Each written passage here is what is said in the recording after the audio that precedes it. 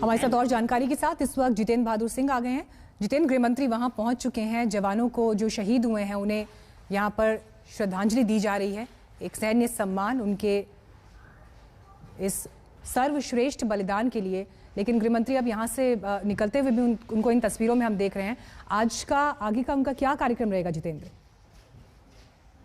देखिए मीनाक्षी, गृह मंत्री अमित शाह ने अब इससे थोड़ी देर पहले जो जवान शहीद हुए हैं 22 जवान, उनको श्रद्धांजलि दिया है। साथ ही अभी ये भी जानकारी है कि एक जवान अभी भी मिसिंग है, जिसके बारे में सर्च ऑपरेशन चलाया जा रहा है। गृह मंत्री इसके बाद यहाँ से उस जगह पर जाएंगे जहाँ पर बहुत सारे जो जवान हैं वो घायल हुए हैं। जानकारी ये है कि 31 जवान जो इस पूरे ऑपरेशन में घायल हुए हैं, जिसमें से 13 जवान गंभीर रूप से घायल हैं, उनसे मुलाकात केंद्रीय गृह मंत्री अमित शाह करेंगे। इसके बाद एक बड़ी समीक्षा बैठक केंद्रीय गृह मंत्री अमित शाह करेंगे, जिसमें सेंट्रल एजेंसीज तो शामिल ही होंगी, साथ ही राज्य सरकार के जो मुख्यमंत्री हैं वो भी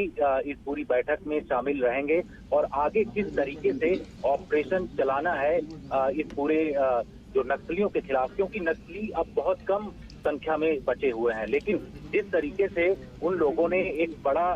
प्रहार सुरक्षा बलों के ऊपर किया है, इससे हमारी काफी क्षति हुई है। जिस बात को देखते हुए केंद्रीय गृह मंत्री ने कल ही ये साफ कर दिया था कि ऑपरेशन में किसी भी तरीके की कमी नहीं आएगी और इन लोगों के खिलाफ जो नक्सली अलग अलग जगहों पर कुछ छोटे छोटे पॉकेट्स में जहां पर उन्होंने ट्राई जंक्शन बना रखा है, वहां पर ये लोग मौजूद हैं, वहां उनके खिलाफ बड़ी कार्रवाई की जाएगी। और इसके लिए दिल्ली में जब वो मौजूद थे तो उन्होंने एक बड़ी बैठक की थी, जिसमें इंटेलिजेंस ब्यूरो के जो चीफ हैं उनके साथ बैठक हुई, सीआरपीएफ के अधिकारी थे, साथ ही जो दूसरे अधिकारी मौजूद थे, उसमें तमाम खास विषयों पर निर्णय भी लिया गया और ये कहा गया कि नक्सलियों के खिलाफ एक बड़ा ऑपरेशन चलाया जाएगा, जिसका नाम ऑपरेशन प्रहार होगा और इस ऑपरेशन के जरिए उन तमाम चीजों पर कार्रवाई की जाएगी जिससे नक्सली जो नए कैडर की भर्ती करने में जुटे रहते हैं। तस्वीरें इस वक्त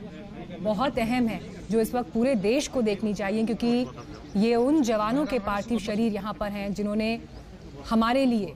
देश के लिए सर्वोच्च बलिदान दिया है अपने जीवन का। उन्हें यहाँ पर श्रद्धा सुमन अर्पित करते हुए आप गृह मंत्री अमित शाह और छत्तीसगढ़ के मुख्यमंत्री भूपेश बघेल को देख रहे हैं। अपने साथियों को अंतिम विदाई यहाँ पर ये बाकी जवान दे रहे हैं।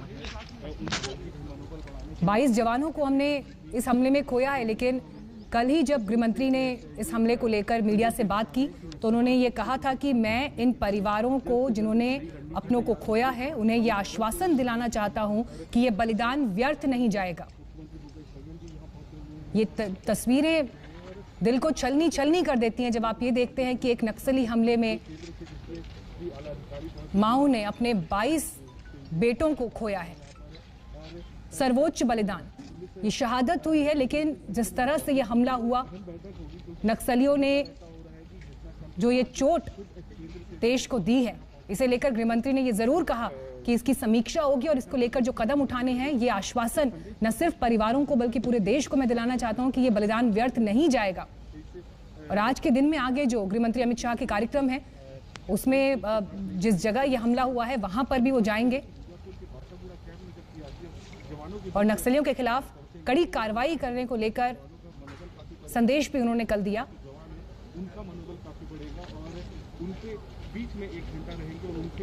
जितेंद्र, इस वक्त भी जो हम तस्वीरें देख रहे हैं जहां पर शहीद जवानों को श्रद्धांजलि दी जा रही है, मैं चाहूंगी कि जो जवान गए हैं जिन्होंने सर्वोच्च बलिदान दिया है, 22 ये जवान, आप इनके बारे में भी हमारे दर्शकों को बताएं। देखिए मीनाक्षी, जो 22 जवान शहीद हुए हैं इसमें से जो जवान हैं वो सीआरपीएफ के कोबरा बटालियन से जुड़े हुए जवान हैं, साथ ही एक खास तरीके की बस्तरिया बटालियन जो कि नक्सलियों के खिलाफ ऑपरेशन करने के लिए बनाई गई थी, उसका भी इसके अलावा जो जानकारी है उसके मुताबिक राज्य सरकार की जो डीआरजी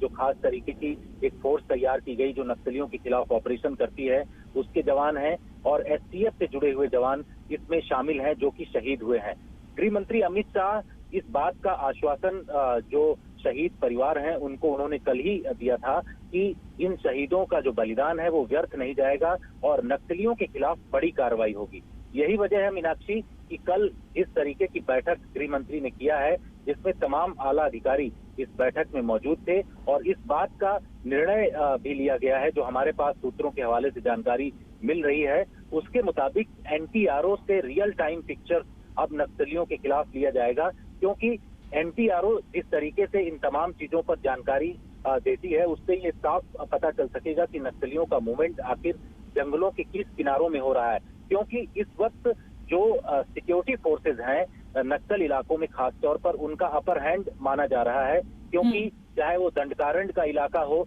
या फिर अबुझमाड़ का इलाका हो, उन इलाकों में सिक्योरिटी फोर्सेज ने अपने तमाम ऐसे बेस बना लिए हैं जिससे अब नक्सलियों की वहां पर दाल नहीं गल रही है। इसी वजह से नक्सली अब अचानक हमला करने की कोशिश करते हैं जिससे सुरक्षा बलों पर नुकसान पहुंचाया जा सके। अब जानकारी यह है कि टॉप जो नक्सल कमांडर हैं उनकी खास तरीके की एक लिस्ट तैयार की जा रही है और उसके बाद उनके खिलाफ एक बड़ा ऑपरेशन आने वाले दिनों में लॉन्च होगा, जिसका सीधा और साफ मकसद होगा कि नक्सलियों को किस तरीके से ढेर करना है। और देखिए जितेंद्र, जो ये बात अभी बता रहे हैं कि किस तरह की तैयारी है, इसका संकेत गृह मंत्री के स्टेटमेंट में भी कल दिखाई दिया था, जब उन्होंने ये कहा कि मैं जो शहीद हैं उनके परिवारों को यह आश्वासन दिलाना चाहता हूं कि ये बलिदान व्यर्थ नहीं जाएगा। प्रधानमंत्री मोदी ने भी इस घटना के बाद ट्वीट किया। उन्होंने लिखा अपने ट्वीट में, छत्तीसगढ़ माओवादियों से लड़ते हुए शहीद हुए जवानों के परिवारों के साथ मेरी संवेदनाएं हैं। वीर शहीदों की कुर्बानियों को कभी भुलाया नहीं जा सकेगा। घायलों के जल्द स्वस्थ होने की कामना मैं करता हूं। छत्तीसगढ़ में जो ये हमला हुआ बीते कुछ वक्त में हुआ, ये माओवादियों का सबसे बड़ा हमला इस वक्त माना जा रहा है। 22 जवानों को हमने खोया है।